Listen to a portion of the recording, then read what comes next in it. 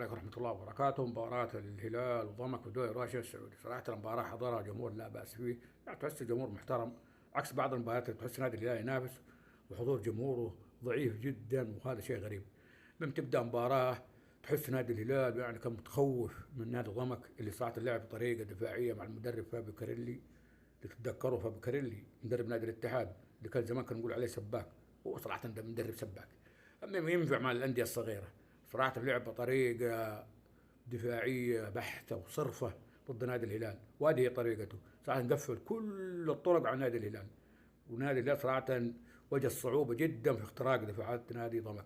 لين الدقيقة 18 من كورة من ثيو يلعبها كرة عرضية، وأول مرة ثيو يصنع هدف نادي الهلال في الدوري، وهذا صراحة غريب، هذا ما عرفته إلا من الاستوديو التحليلي. اول كوره من تيو يصنع هدف نادي الهلال في الدوري. ميم كرة عرضية من تيو يلعبها للاعب الكبير سيرجيو سافيجي، يسجل الهدف الأول نادي الهلال في الدقيقة 18. ما شاء تبارك الله سيرجيو سافيجي صار كأنه متروفيتش في الكور العالية والعرضية، تحسه لاعب مهاجم. ما شاء تبارك الله سيرجيو سافيجي. وبعدها تحس مدرب فابيو كاريلي بدأ يدخل أجواء المباراة، وبدأ بعد تغييراته. لين الشوط الثاني تحس ضمك استحوذ على بعض مجريات المباراة، وبدأ يهدد نادي الهلال، ونادي الهلال صارت تراجع. مدرب إنزاجي بدأ يخاف على النتيجة، لعل وعسى ضامك يجيب هدف التعادل ويقلب الطاولة عليه.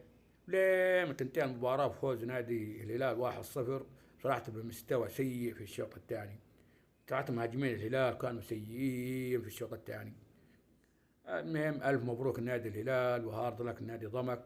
والهلال صراحة قرب شوية شوية للصدارة، ومستني مباراة غدا، مباراة النصر والأهلي، صراحة مباراة كبيرة، والهلال مستني تعثر نادي النصر عشان يقرب من الصدارة. المهم ألف مبروك نادي الهلال، وهارد لك نادي ضمك.